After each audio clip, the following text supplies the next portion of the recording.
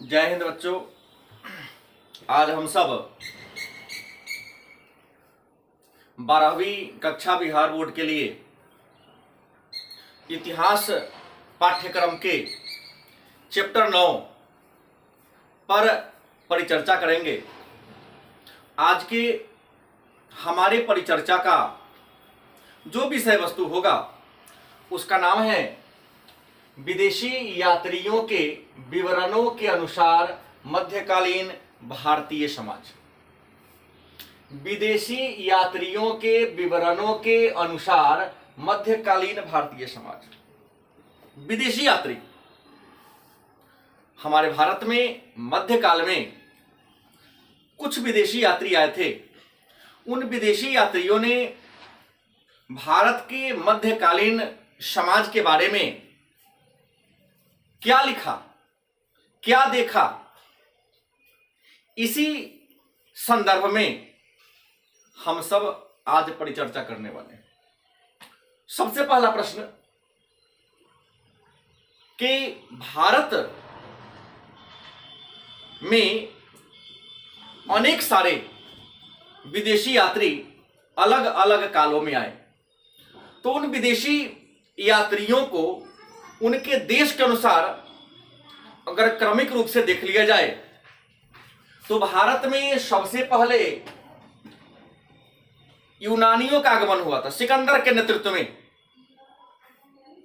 यूनानी के बाद चीन के यात्री को या चीन देश के निवासी को चीनी कहते हैं। तो पहले यूनानी आए, यूनानी के बाद चीनी आए, उसके बाद अफ्रीकी आए और अंत में यूरोपियन आए। मन में एक प्रश्न होगा आपके कि ये जो विदेशी यात्री चाहे प्राचीन काल में आए हो या मध्यकाल में आए हो या वर्तमान में आ रहे हो, यात्रा क्यों की? ये जो विदेशी यात्री थे, यात्रा क्यों की, कहां से की, किसकी क्यों किया, कहां से किया, और यात्रा किया तो क्या लिखा, और लिखा तो क्यों लिखा, और किसके लिए लिखा?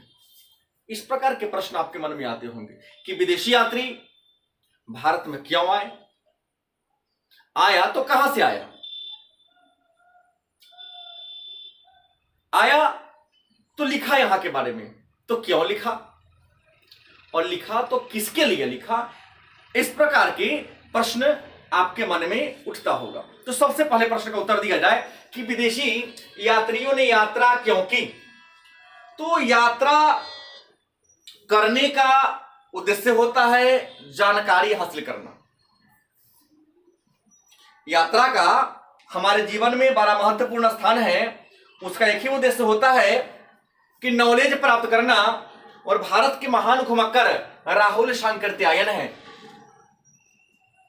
जो 36 भाषाओं के विद्वान, 120 पुस्तक इन्होंने लिखी। इनके द्वारा लिखे गए पुस्तकों में 2 पुस्तक ज्यादा महत्वपूर्ण है, घुमक्कर शास्त्र और घुमक्करी स्वामी। इन्होंने एक शायर लिखा है मेरठी भाषा में कि सैर कर दुनिया की गाफिल, जिंदगानी फिर कहां, जिंदगानी गर रही तो नौजवानी फिर कहां। मतलब इन्होंने अपने पूरे जीवन में दुनिया में अगर सबसे कोई अच्छा काम है तो है घूमना। इससे अच्छा ना कोई धर्म है और इससे अच्छा ना कोई पेशा है। तो यात्रा का मानव के जीवन में, हमारे जीवन में क्या महत्व है, यह राहुल सांकृत्यायन ने अपने 120 पुस्तकों में खास करके घुमक्कर शास्त्र और घुमक्कर स्वामी में लिखा। तो यात्रा क्यों की? तो यात्रा का उद्देश्य होता है व्यक्ति का अपना हॉबी, अपना ख्वाहिश, जानने की इच्छा। कहां से की? एक लाइन में उत्तर होगा, कहां से की? तो भाई जिस देश का वह यात्री होगा वही से करेगा। जिस देश का हम निवासी होंगे या वे निवासी रहे होंगे, जिस देश में वो पैदा लिए होंगे, वहीं से यात्रा किया। जैसे अगर हम बात करें मेगास्थनीज की, तो ये यूनान के थे।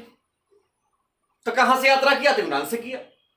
हम याद नाम लिखेंगे अब्दुल रज्जाक की, तो ये फारस के थे, मतलब वर्तमान ईरान के थे, तो ईरान से आए होंगे। हालांकि ये दोनों राजदूत बनकर आए। मेगास्थनीज चंद्रगुप्त मौर्य के दरबार में राजदूत बनकर आए थे, सेल्यूकस निकेटर का, और अब्दुल रज्जाक फारस के राजा शाहरुख के राजदूत थे। तो ये कहां से की? तो जिस देश के वह निवासी थे वहां से किया। तीसरी, क्या लिखा? तो हमारे भारत के समाज में जो व्यवस्थाएं थी, हमारी सामाजिक व्यवस्था के बारे में लिखा, हमारी राजनीतिक व्यवस्था के बारे में लिखा, हमारे देश की जो खूबियां थी, हमारे देश की जो जलवायु थी, यहाँ की कला और संस्कृति थी, कला और संस्कृति की जो विशेषता थी, उसके बारे में लिखा। किसके लिए लिखा? विदेशी यात्री किसके लिए लिखा? अगर यह प्रश्न हो तो आप देंगे यह लिखा अपने देशवासियों को भारत के बारे में, भारत की विशेषता के बारे में, भारत की उपलब्धि के बारे में ज्ञान दिलाने के लिए उन्होंने लिखा। आते हैं, इसमें जितने भी विदेशी यात्री आए थे, सबके आने का उद्देश्य एक नहीं था, और सब आया भारत घूमने, तो सबने भारत को अलग अलग नजरिए से देखा और अलग अलग जगहों पर गया। इसके पीछे ये होता है, मानस में एक रामचरित्र मानस में एक रचना है कि जाकी रही भावना जैसी प्रभु मूरत मिलहि तिन तैसी। हमारी भावना जैसी होगी, हमारी विचारधारा जैसी होगी, हम सामने वाले को उसी नजरिया से देखते हैं। यहां भी विदेशी यात्री के सेंस में आप लिख सकते हैं कि जो विदेशी यात्री जिस प्रकृति का था, उसके आगमन का जो उद्देश्य था, उसका चरित्र जैसा था, उसका व्यक्तित्व जैसा था, उसका पेशा जैसा था, उसी के बारे में लिखा।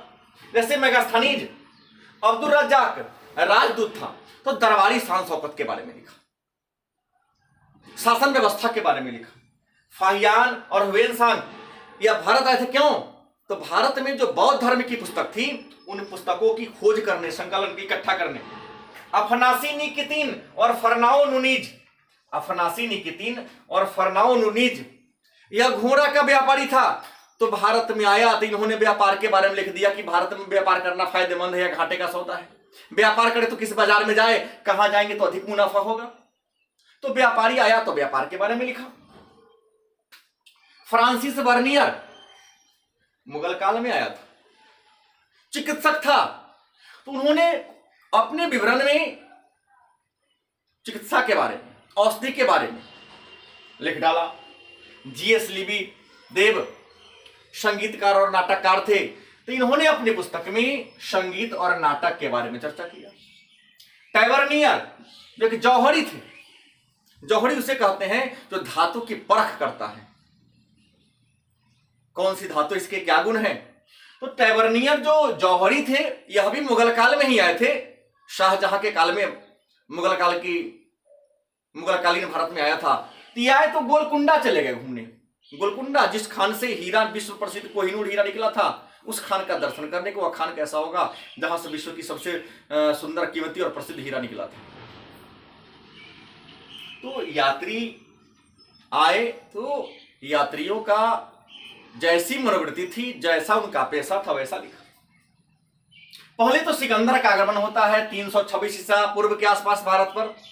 सिकंदर के तो एक राजा थे, उनका उद्देश्य था विश्व विजेता बनना, लेकिन उनके साथ कुछ विद्वान आए थे इंडिया में, नियार्कस, एरिस्टोबुलस, ओनेसिक्रिटस।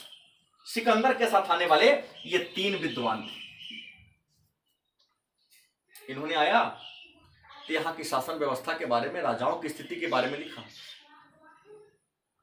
चीनी यात्री आए, चीनी यात्री में फाहियान, हुएनसांग और इत्सिंग 3 फेमस है। चीनी यात्री जो आए, इसमें 3 आए थे।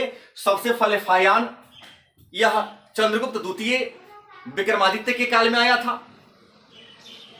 दूसरा हुएनसांग जो 7वीं शताब्दी में हर्षवर्धन के शासन काल में आया था, और अंत में इत्सिंग आए थे।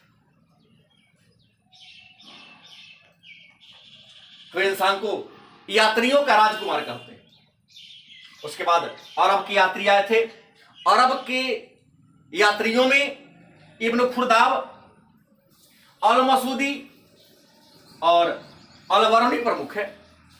और अंत में यहां लिखा हमने अफ्रीकी यात्रियों में, तो अफ्रीकी यात्री में इब्न बतूता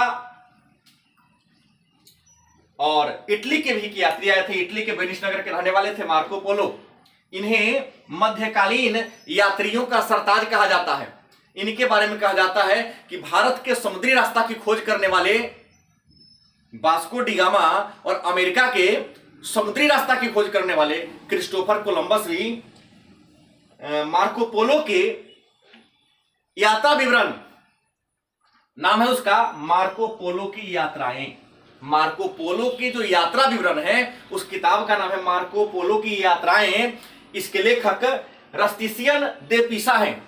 इस किताब को पढ़कर ही क्रिस्टोफर कोलंबस और वास्को दा गामा, जिन्होंने क्रमशः भारत और अमेरिका की समुद्री मार्ग की खोज किया था, इनके यात्रा विवरण से पढ़कर लाभ उठाया था। इसके अलावा कुछ जो विदेशी यात्री थे इन्होंने पुस्तक लिखी। इसमें मेगास्थनीज ने पुस्तक लिखी इंडिका। राहुल संकीर्तायन में यहां पहले चर्चा कर दिया हूं, घुमक्कर शास्त्र और घुमक्करी स्वामी। सीयूकी, यह ह्वेनसांग की यात्रा विवरण का नाम है, जो चीनी यात्री थे। और ह्वेनसांग का जीवन चरित्र हीले ने लिखा था, और हीली जो थे वह ह्वेनसांग के मित्र थे। और इब्न खुर्दाब की रचना का नाम है मार्गो व राज्यों की पुस्तक। और रेहला इब्न बतूता की पुस्तक है। और तहकीक हिंद या किताबुल हिंद, इससे भारत की खोज भी कहा जाता है। डिस्कवरी ऑफ इंडिया नहीं कहेंगे, क्योंकि डिस्कवरी ऑफ इंडिया आएगा तो पंडित जवाहरलाल नेहरू हो जाएगा। तहकीक हिंद या किताबुल हिंद, या इसको हम भारत की खोज कहें तो अल बरनी ने लिखा।